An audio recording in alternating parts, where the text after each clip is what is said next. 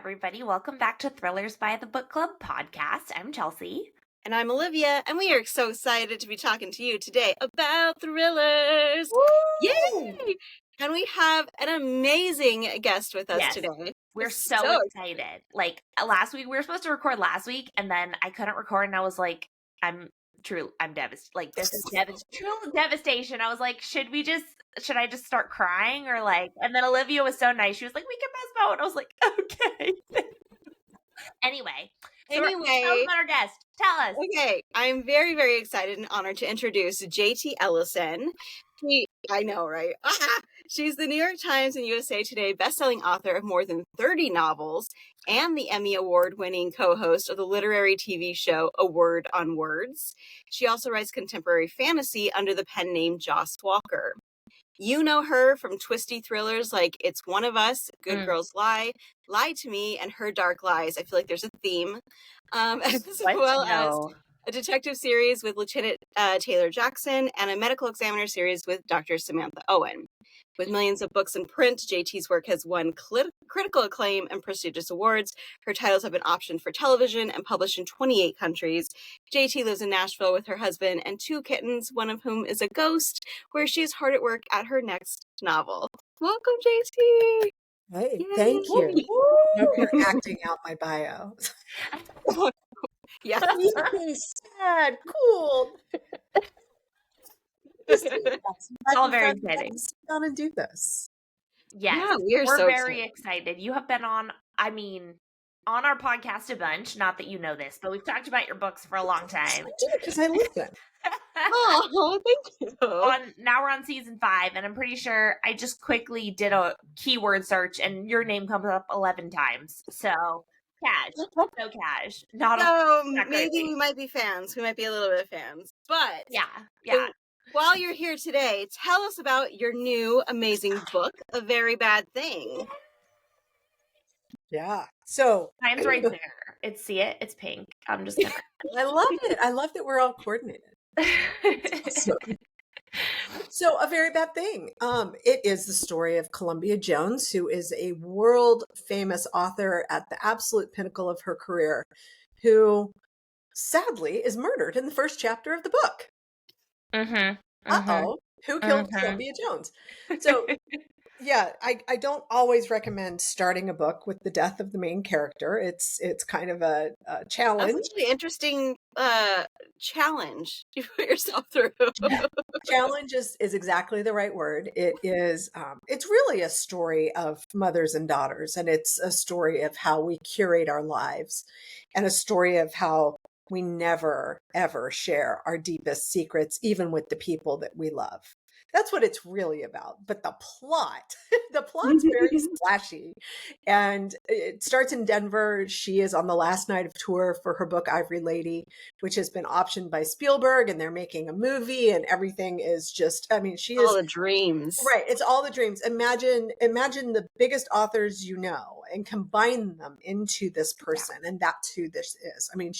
She isn't anybody I know. She's an amalgamation of every famous author that we've ever heard of. And then put that on steroids. She's just huge. She's just absolutely huge and beloved. And everybody wants a part of her career. And she's up on stage. She's doing her usual shtick. And she sees somebody in the crowd who makes her faint. She goes white. She passes out. She goes to the hospital. And they say it's just altitude poisoning from being at, Denver's high altitude, and to get some rest. And the next thing we know, the reporter who's been hired to go on tour with her, Riley Carrington, finds her dead in her bed the next morning and is arrested for the crime. So kind of a explosive start. Yeah. Oh my goodness. I feel like, so I've read it already, and I feel like this book is like an ode to book lovers. Like, oh my God, reading it, I'm like, this is like a love letter to people who love books. And reading it, you're like, this is set in the book world. It has all of these things where you're just like warm and fuzzy, and you're just like, oh, I just love these little details. And it makes you so excited to read, because it's just these small things that not everybody thinks about, but I don't know. It makes you feel so excited about reading, and just reading about the little things, like being in bookstores and working with publicity and talking with agents and just all these little things that you're just like, oh my goodness, like this is such a good idea for a book. And so what inspired you to write about this specific topic? Like, I guess what made this the plot for your book?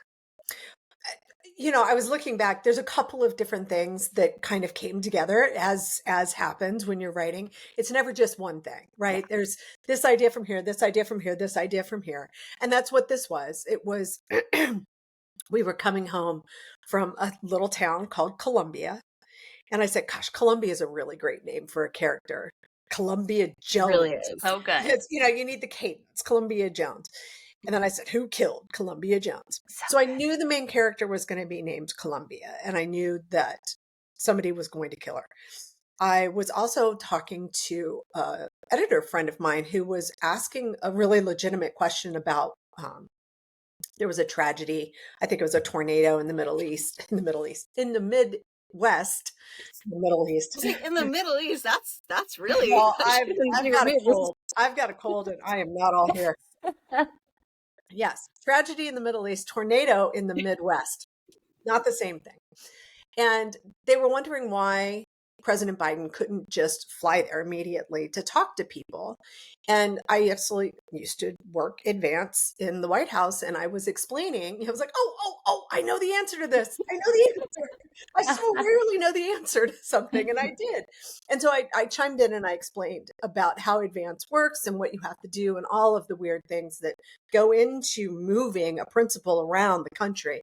It is not easy. It takes a lot of coordination. It isn't something you can just do at the drop of a hat. And I said, imagine the worst thing that could happen if you had an author out on tour and something happened to them. That's what they're trying to avoid. And so, okay, now I'm like, author on tour, Columbia Jones. This is all really cool.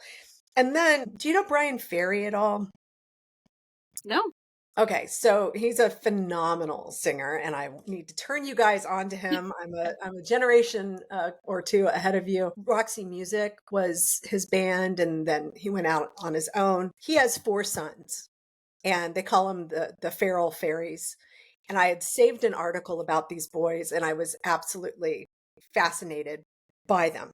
I didn't use them for this book, but in doing all the research, there's a Bryan Ferry video, and there's somebody standing on a cliff screaming, and it just absolutely went, oh, I don't know why, I don't know what, but it went into the book.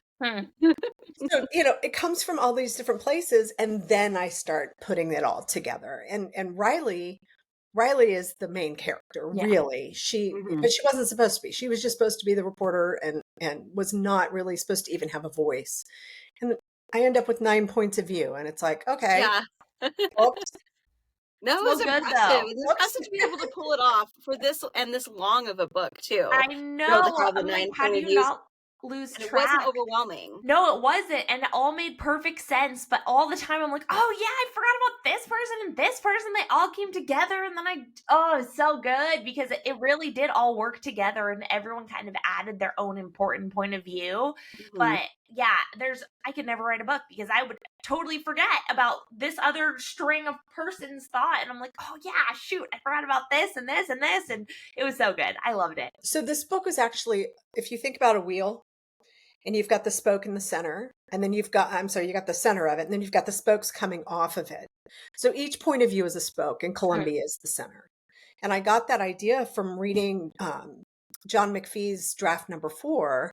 He has, at the very beginning, he's talking about he's going to do an article about a huge famous person, and he didn't want to just have the article be him and the person talking. And he came up with this idea to tell the story from the people around him. And he had a diagram. And I was like, and that's the structure of my story. And it wasn't until I started actually talking about it on tour that I realized that it's a wheel. But every time the wheel turns, you go to a different person. And when you hit that different person, they add something new to the story. And that's the trick with multiple points of view. You can't You can't have the same information relayed over and over again. You need to move the story forward every time you meet a character again. Yeah, it's really interesting. It's something we've talked about on here before. Because sometimes I think readers are like, well, why? I would love to have seen the same scene from another character's point of view. But really, that kind of slows down the pacing. Yeah. I think that's something that's part of the art in the creation of the art, right? That's the thing. It's just something you learn as you go. Yeah. So this story unfolds like from Denver to Nashville to New York City. So what about those settings really drew you to them in particular for this story? So I think all of my books have a Nashville connection. So I always know there's going to be something in Nashville. It's very rare that I don't have something set in Nashville or a tie or something. So I knew Nashville was going to be a part of it. And I thought I was going to put her in Nashville. And for some reason, don't ask me why, in The Devil Wears Prada, her house, that incredible townhouse that she sends, that Andy goes to drop off the laundry and drop off the book.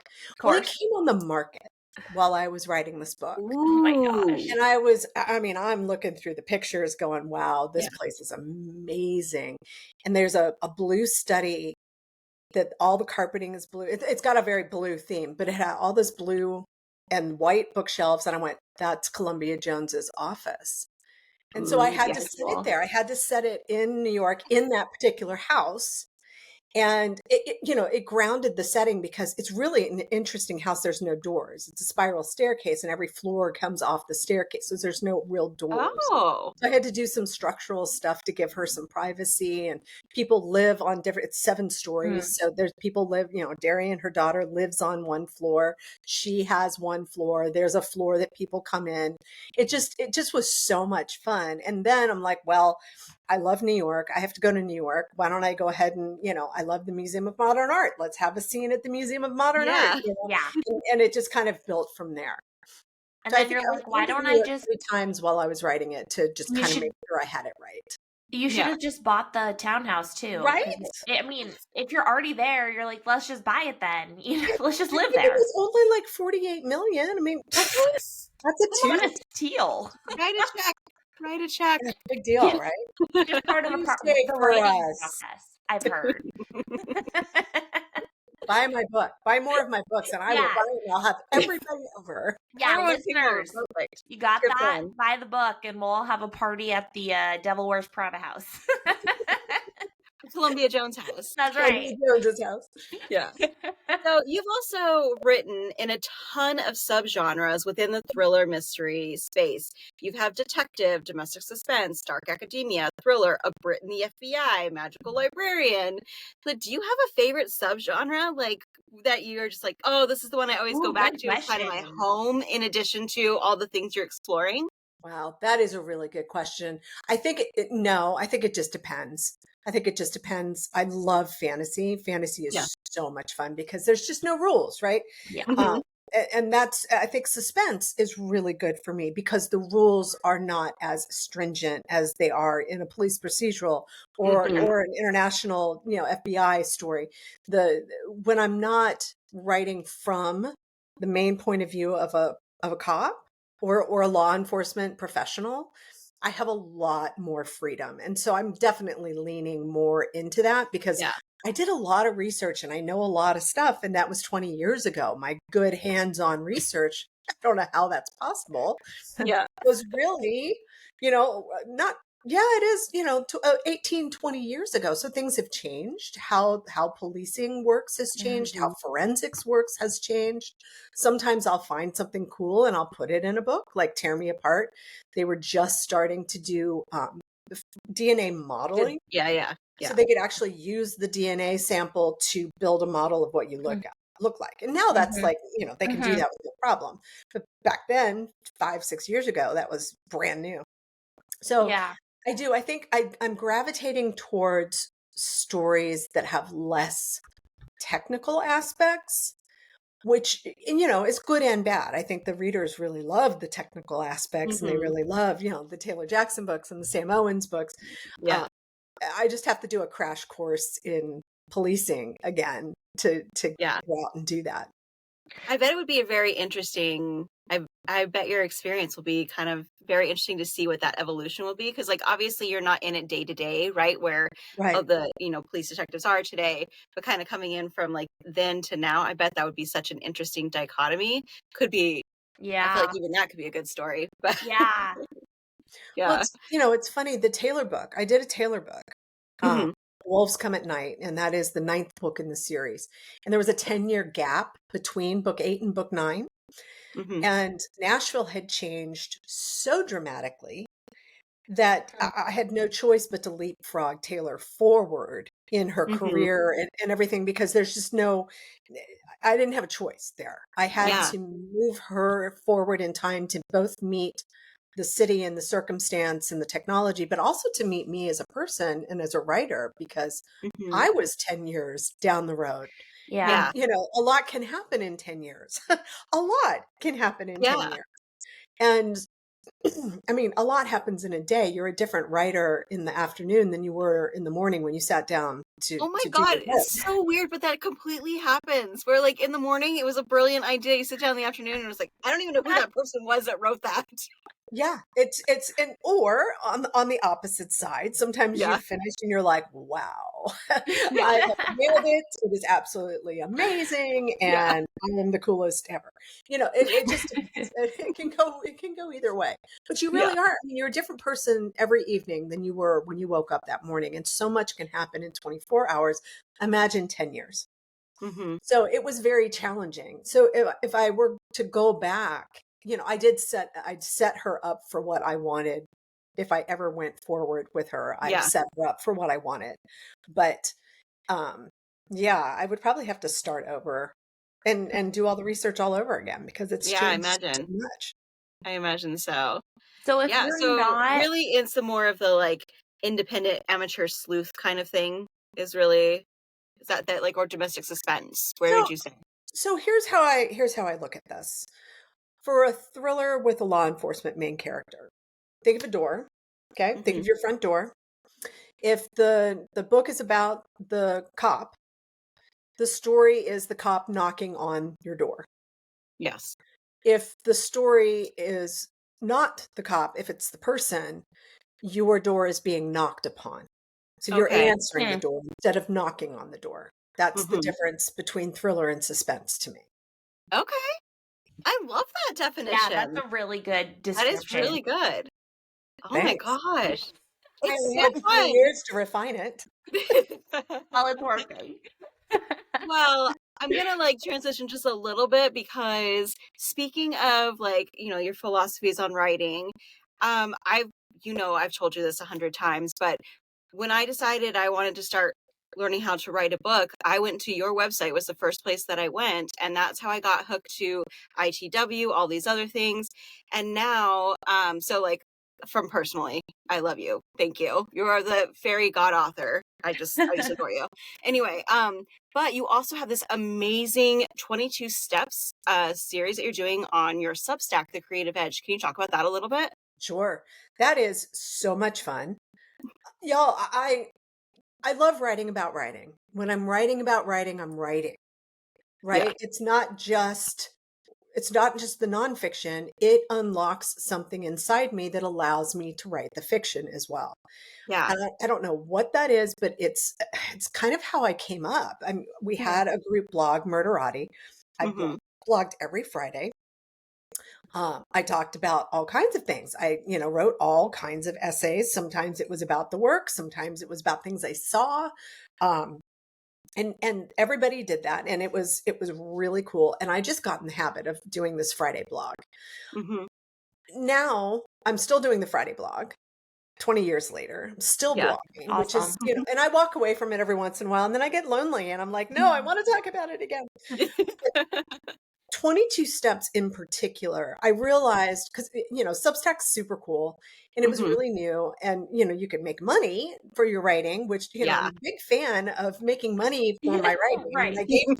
I gave the milk away for free for a really long time. Now I figure, okay, now you can buy the milk, all right. Yeah. because for a long time there wasn't a lot of information out there, and I felt so many people shared with me as I was coming up that I felt incumbent to share back and help other people. So I realized there are 22 steps in my process of publishing a novel, from the concept through publication day. And I went, well, now that's something that I could commit to. I can live write this book and I can explain my process. I've written about writing for years and years and years and years. Do I want to just regenerate old stuff, or do I want to write new stuff? And if I was going to ask people to pay money, I was going to write new stuff. And so I took the next book, which is coming out next September. It's called Last Scene. And I started with, okay, guys, this is what I'm going to do. And we are on step 13 with 7 sub-steps, interim steps, I'm calling them, that, they cover everything from, envy and how to handle that to this afternoon. The one that I wrote this afternoon is about how social media distributed systems are absolutely collapsing. And we all really need to be thinking about how we're going to be reaching our readers and how we're going to be doing that. So it's a bigger thing. It's a bigger story than that. But I really, I have opinions and I like to share them. And I'm not necessarily doing it the right way. This is just one way. This is the way that works for me. And every book is different.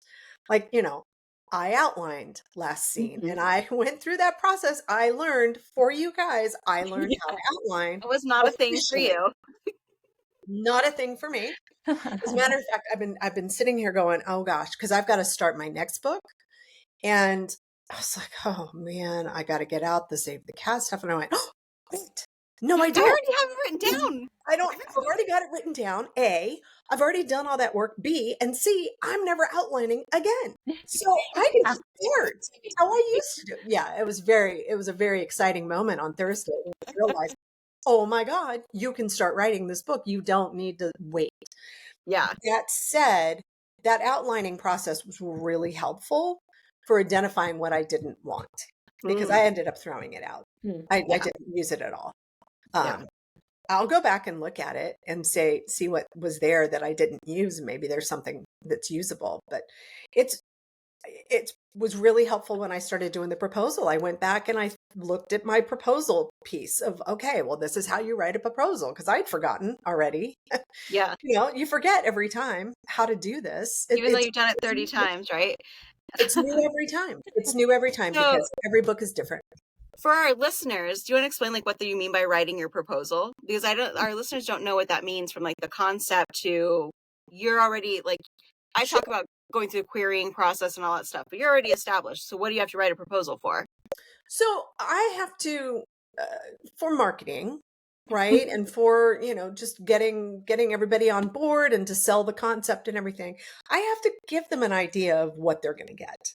I'm not turning in 50 pages and that kind of stuff, but it is, especially for me, identifying the characters and the setting and, maybe point of view a little bit, and definitely what the core ideas are. That I do have to know. That's not outlining to me. I like to know what my turns are. I like to, and I write in a 6-act structure, not a 3-act structure. So it breaks up that middle. The middle can get very long and very boring if you don't have things happening in it. So I have reversals that I think are really sorry. That's super interesting, because I feel like it is very, very common for me when reading your books. I'll get to the midpoint and then I'm like, it's not even the same book. There's a completely different, the turn is so using a 6-act structure is really interesting. Right. I can talk about this all day, so I'll try not to talk about writing all day. No, it's fine. It's totally fine. I mean, I have a prologue, and then I have 4 acts, and then I have an epilogue. Yeah. And that's the structure of the book. And just having that reversal at 25, 50, 75, and 100, right? You have reversals at those points, and it makes it not be boring. I read a lot of books and I get to 25,000 words and we're still establishing the story, and we're 50,000 words, we're still establishing the story. And then the second half of the book is where the story actually happens. And I don't like that. I want the story to start and then establish a little bit, and then I want the story to start again, and then I want it to start again. Yeah. And I think it keeps me from getting bored. And if I'm not bored, hopefully the reader's not bored too. Right. Yeah. That definitely makes sense. That's so cool. Yeah. So concept for me is, that's sort of where I am right now. I wrote a proposal. It's, I don't know, like 3,000 words, something like that. It's not big. The whole first page is just, here's kind of the setup. And then I sort of lay out a little bit. And when I was looking at it yesterday, I'm like, that's like chapter 1. So that's really what I've just given. I've just given them the setup, and I've already changed the character names. I've already changed like not the same thing that what I went in with. Already different. I mean, this is why outlining is really constraining for me, because then I feel committed to sticking with it. And I was looking at my notes for the next book, not the next book, but the next book, and it's just wow, completely different than anything that I originally thought it was going to be. And I've got these snippets that I write down, and it's cool, but it's not what the story ends up being. And you don't know what the story is going to be until the story tells you what the story is. Yeah, you kind of got to tell it to yourself before you can tell it to anybody else. And that's like, even if you outline it, you're still telling the story to yourself. There's still the making up component of it. So one of my really good friends is a huge outliner, and her feeling is you either have to do the work on the front end and do the outline, or the work on the back end as you're writing. Yeah. For me, I like the work on the back end. I just think that's more fun, and it's more organic, and that's where my joy of the craft comes from, is just having fun with it. Yeah. It's the exploration, like when you're on the page and all of a sudden you're like, well, I guess we have an Irish Mexican hitman now. I don't know what I'm supposed to do with that, but I guess that's what we're doing. I mean, I had a character come on screen speaking Spanish once, and I'm like, who the hell are you? What is this? But that's being a different person in the afternoon than you are in the morning. And if it's a little chaotic, right? But if you are willing to trust the process and know, as long as I get my words done, I will get a story down, and then I can edit it into what it needs to be. It can be a lot of fun. Yeah. It takes a little pressure off, I think. I think so. But I mean, when you have a story this big, like it's pretty thick boy. It's amazing that you're able to keep track of everything all the way through, and like make it feel so seamless, and like the characters are so fleshed out, and all the relationships are so strong. It's just really, really fantastic. And the fact that this is super entertaining, and it's a thriller, you get to like admire the art of it, as well as that I'm thoroughly entertained. That is so sweet. Everyone go get it. It's super, Scrivener is really important to me because I'm really visual. But I mean, think about it. You know all the stories of your friends. You know what they're doing. You know all of the dirt, all of the tea, all of the, foibles, all the problems. It's no different. These are just my friends. Yeah. They're just gotta like imaginary friends. To get to know them. They're just imaginary friends. Well, that's fair. I like that. I like that point of view a lot. That makes a lot of sense too, because you probably get to know them like in that way. Oh, 100%. I mean, and that's why names are so incredibly important, because I've been working on this proposal with this character name that is not right. Yeah, and I knew it wasn't right, and she, I tried I think 4 or 5 different names for her until I knew what I wanted her name to be, and I was fighting it, and I was starting to tell my husband something about it, and I used the name that. Oh, yeah.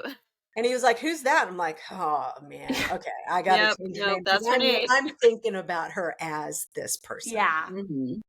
You're like, oh wait, hold on. Wait a second, that's not the name. That's what I told my agent. I'm like, "Do you want to let my editor know that I've changed, a lot about?" She was like, "No, it's fine. They know, JT. They know that what you've told them is not going to be what it ends up." they're like, okay, I we've don't got want like too a many rough idea. details. You're No, like, don't it's more even worry just about like it. making sure you're not coming in with some like left field science fiction and you're like, they're like, whoa, Right. whoa. No, that's exactly it. That's exactly it. It's like, oh, hey, we bought a thriller. Here's a rom-com. So it is definitely, obviously I've done this a couple of times. They Yeah. know that I can do it. Um, honestly, it's more for me to be like, all right, I need to know what Kind I'm of like doing. starting your thing. Yeah. Yeah. It's just part of the process for me. Yeah. Writing that concept, writing that proposal, getting the title. Titles are hugely important. Yeah. Hugely. I can't work without a great working title. Yeah, I agree. I see people that do like book 5, and I'm just like, I can't, like, I get stuck. I'm just stuck. Yeah. Until that happens. And But it's awful when you have to change the titles, and I have to change them all the time, but it's, you got to have that to hang your hat on at the end of the day. It's like, this is the name. I mean, the first name for this book was #legacy. Huh. I'm going to say, I think this is Exactly. a That better was title. everybody's reaction. Huh. Huh. Huh. It's a title though. It's a title. Why to me was Tear Me Apart was also the Pearse novel. Oh. I loved the Pearse novel, and they were like, no, Yeah. you can't do it. And I think Ruth Reichel just did the Pearse novel. I'm like, You're like, Good Girls Lie was the Burning Girls for a really long time. Huh. Oh, and that actually, there is, I think, a book out called The Burning It Girls. came out after. I was like, they were like, no, you can't do that. And I was like, well, Interesting. CJ Tudor did, so Yeah. Whatever. fine. Yeah, it's so frustrating sometimes when titles. I love titling my books, and every once in a while I'll just be like, fine, whatever. Yeah. I don't care anymore. Not usually. Usually I will bang my head against the wall until I find the right title. Yeah. That is so fun. Well, thank you so much for sharing about your books and your writing experience and everything. I will just have to say, like, obviously our listeners should go and get A Very Bad Thing. This book is fantastic, as well as any other book from JT Ellison. And I'll just also give a second plug to signing up for the Creative Edge on Substack, because if you want to become a writer, this has been a huge resource. I can't say enough good things. So. Thank you. Yay. All right, we ready for pub day? Woo! Pub day. Okay. Let's do it. Well, it's December, so it's quiet. Yeah, that's fair. Only have 2 out this week. It is Tuesday, December 10th. The first one is called You're Dead to Me by Amy Christine Parker from the Delacorte Press. This is Ruby is a scholarship senior at elite Oleander High School with a chip on her shoulder and an attitude to match, which she puts to good use as the infamous local anonymous gossip blogger Reputation Killer. When she's outed as the voice behind the account, the entire town turns on her. I'm getting like very Gossip Girl, and I'm so into that.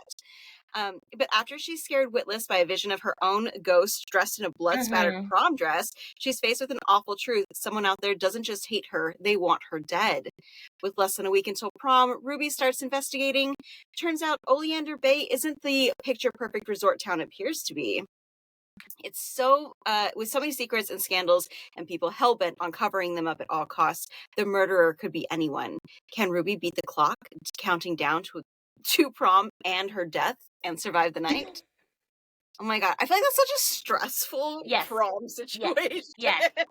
I have read it. It's like Gossip Girl, but like YA zombie Gossip Girl with hallucinations.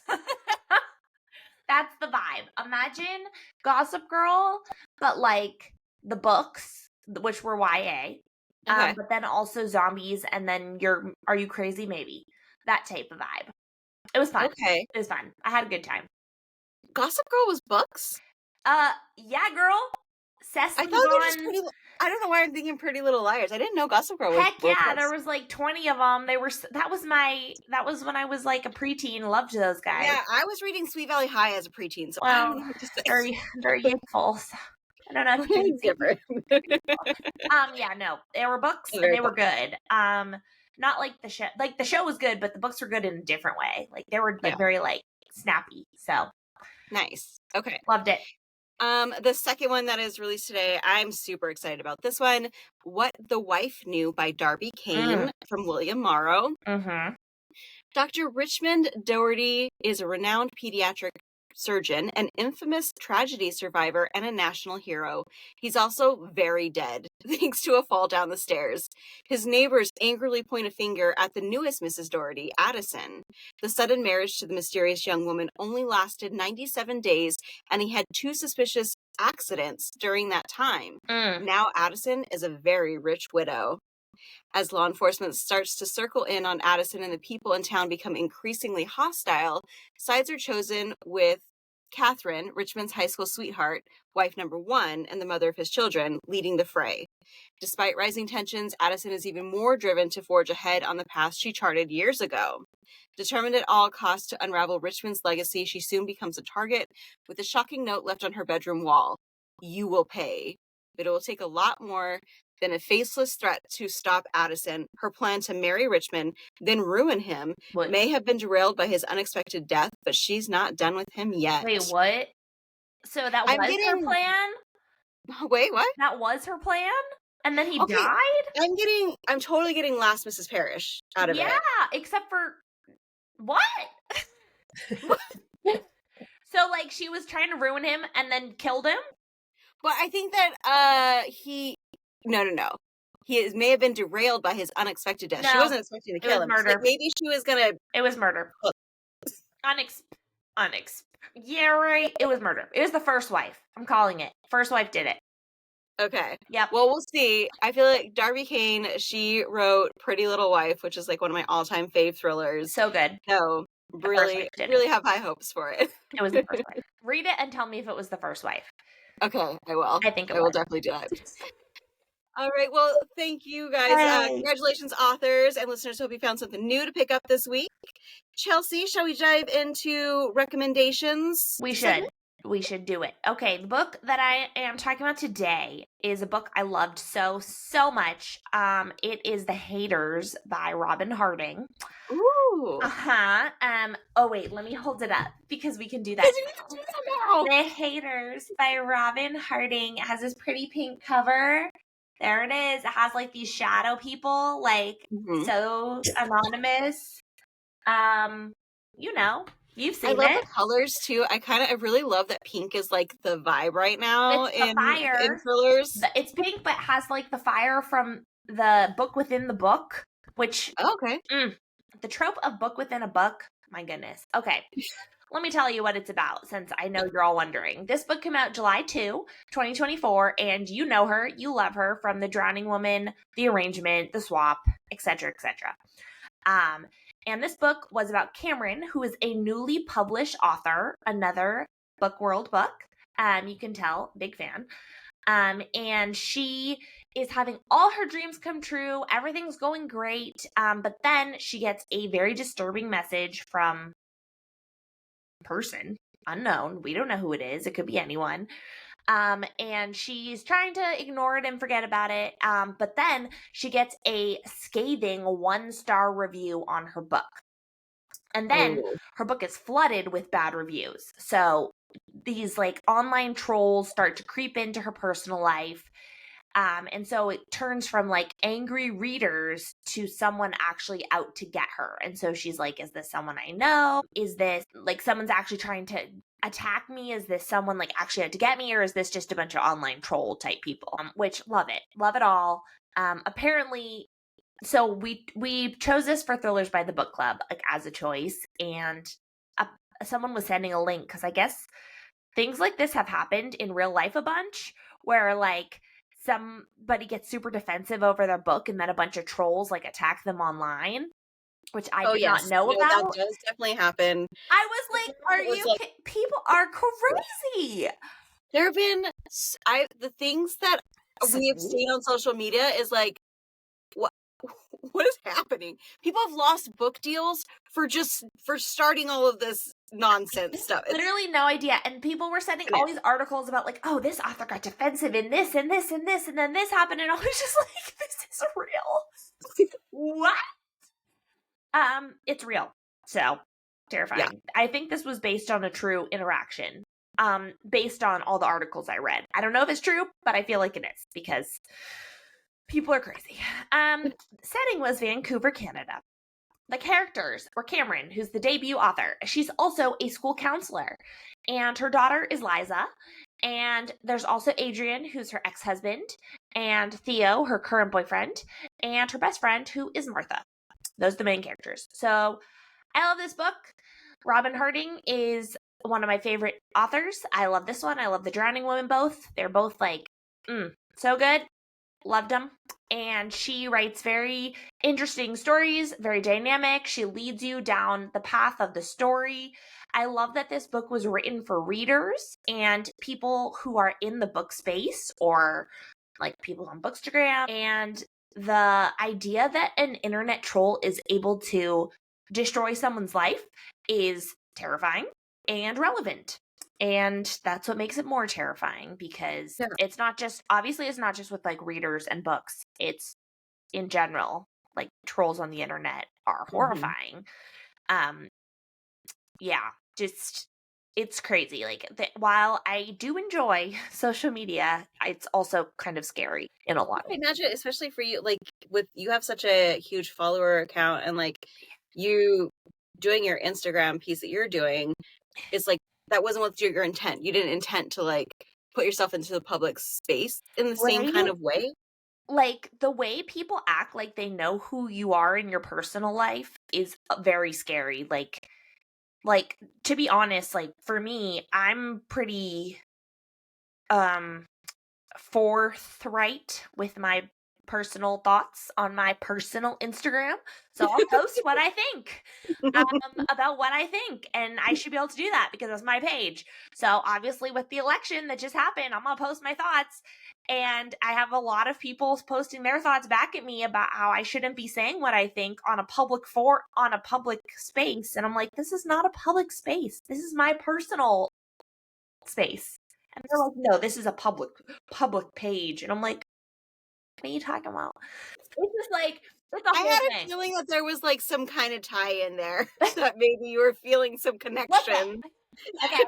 Everyone has opinions and they're all just, anyway, it's fine. I don't care. It's just that everybody has opinions and they like to tell you what their opinions are. And I'm like, you could just not, like, anyway. So, trigger warnings. Trigger warnings in this are trolling, divorce, cheating, stalking, bullying, drug use, mention of child abuse.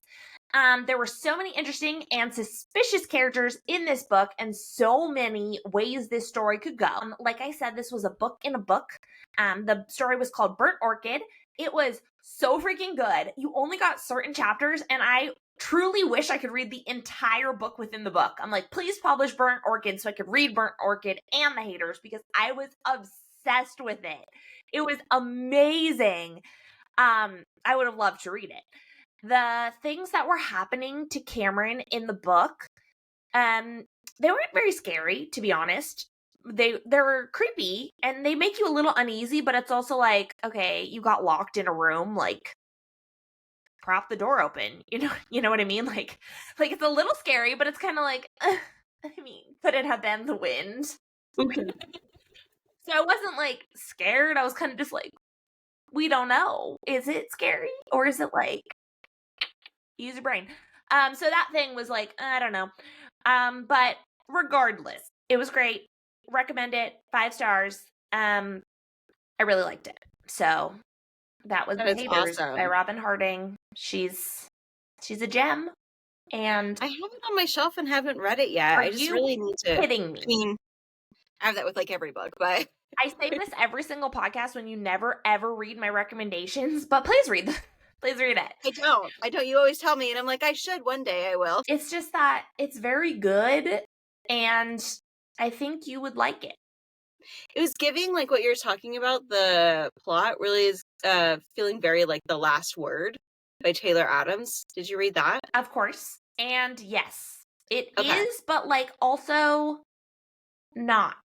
Well, that one's like super thriller. Like that's just a straight. Right. You read that one, right? Yeah. So like it's not like that, because But just like the plot idea general of like a bad review and then that one, it was like chapter 5, it was revealed who it was like, and then he came in and knocked on the door and tried to I'm like, so where can this book possibly go? You already that know. book is great. No, I just like it's so. Are you freaking kidding me? Chapter 5, it was like, and now he's here at the door trying to stab me.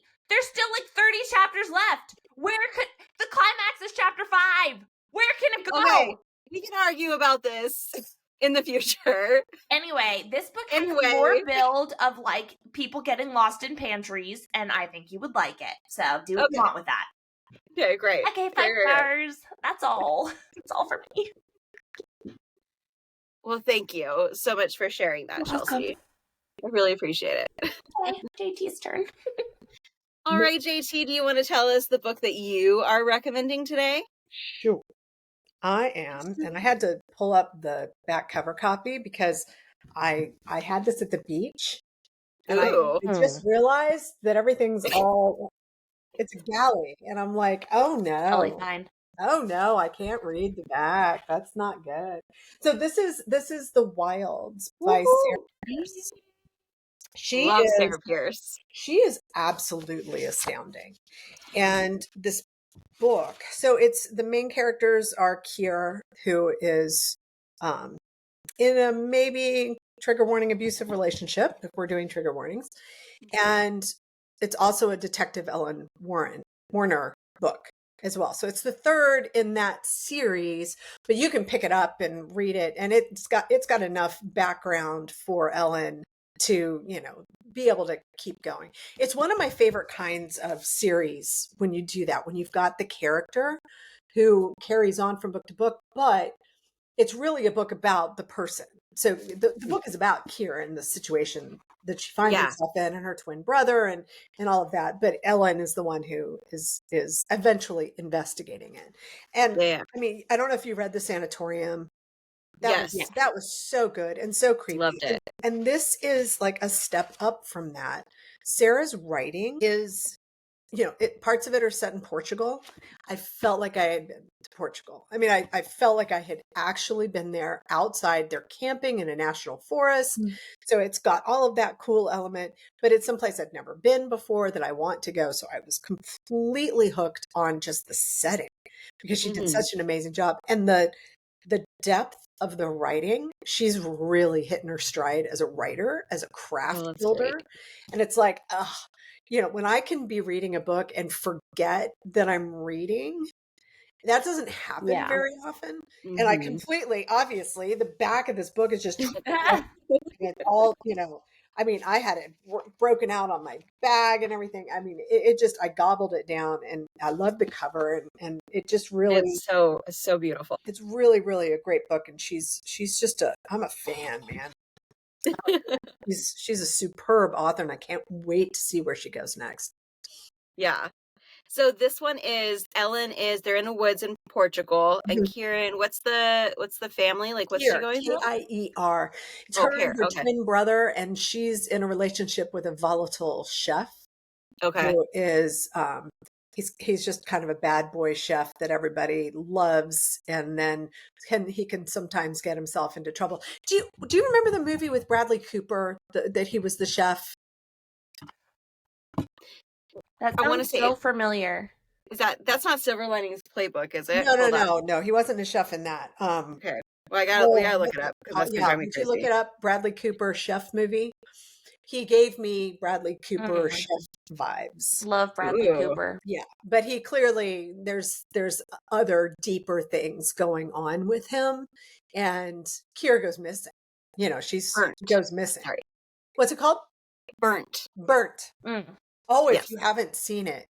Well, I haven't, so we're going to have to now. It's on Netflix, it looks like. Oh, yeah. I might have to watch it with you this week because I haven't seen it in a while, and it's really great. And he definitely gives me vibes from that. Okay. Yeah. But maybe darker and maybe like killery. Ooh. Maybe like dark killer vibes. Bradley Cooper was a dark serial killer who liked to be in a camper. It's like a tiny camper that's out in the woods. Yeah. Ooh, that makes me feel so creeped out. Yeah, no, it's a creepy book. It's a creepy, intense story, and like I said, she's astounding. The writing, it's so incredibly beautiful and lush and evocative that I just wanted more and more and more, and it really actually influenced my next book. Just sometimes I need something tonally to get me going. And I was just starting that book when I read this, and I definitely felt tonally matched to her story. That's awesome. That's exciting. Yeah. That's really exciting. Well, fantastic. So The Wilds, that came out this October? Came out in October, I think? Yeah. By Sarah Pearse. Fantastic. Beautiful. Yay. Thank you for sharing that with us. Love it. Okay, so today my book is actually kind of a cheat. It is actually 2 books, and they're 2 novellas.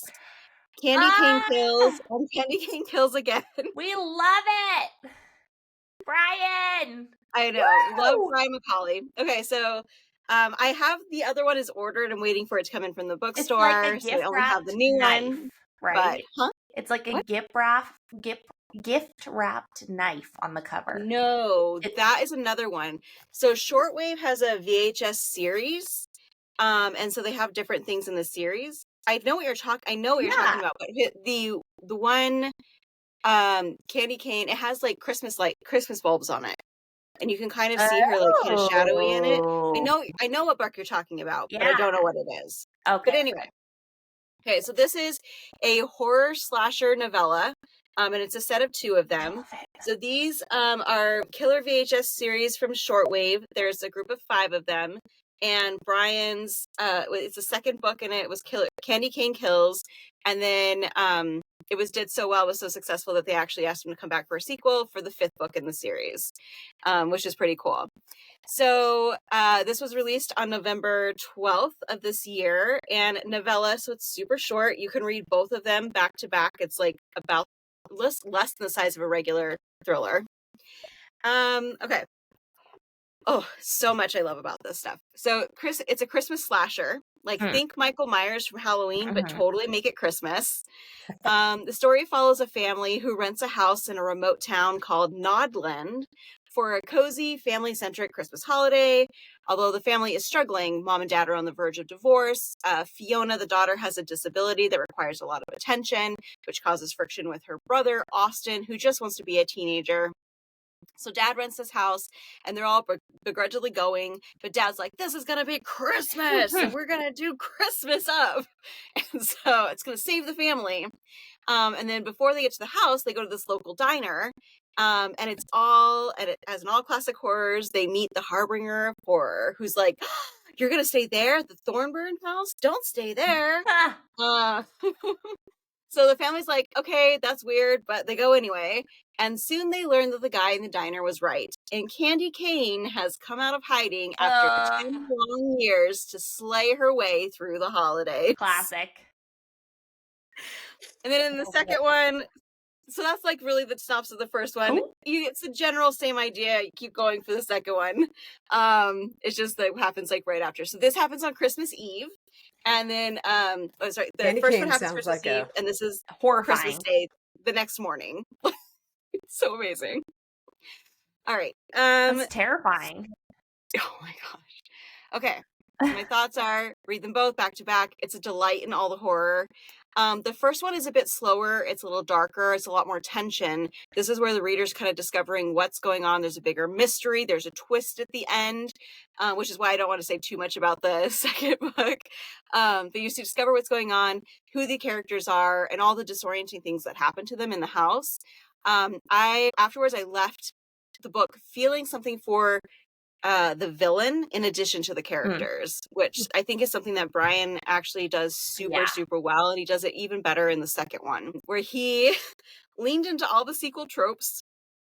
There's more bodies, more blood, more camp, more like ridiculous one-liners. Love it. The camp is to the extremes. Like I literally was laughing multiple times while I was reading this because it was like, what? His one-liners are so good. It's so like good. so bad it's good, where you're just like, ugh. It's I know. so good. I like, as I was reading it, I messaged him and I was like, I don't know if it's supposed to be funny, but like, I'm laughing a lot. It He's is. like, okay, good. It worked. That's like, great, because I'm dying. So yeah, it's actually Candy Cane Kills is competing really hard to be my favorite read of the year. I had so much fun with it. And then also, it's also fun because I got to be in conversation with Brian at Changing Hands in Tempe for the launch of this book, which was super cool. It's the first time I got to do that, so I loved that. It was super fun. Cool. Trigger warnings are, it's bloody, gory, slasher. There's child abuse, neglect, and religious trauma. It's 5 stars. Similar books I would say would be Curse of the Reaper by Brian McAuley, same author. Possibly like The Family Gain by Catherine Steadman's got like a similar kind of vibe-ish.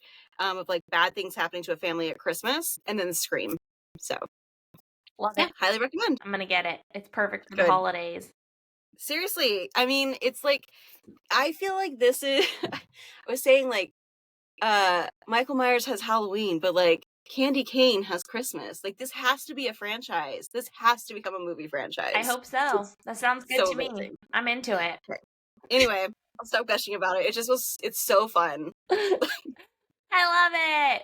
Well, thank you so much for coming on and talking with us today. It was so much fun. Happy to be here.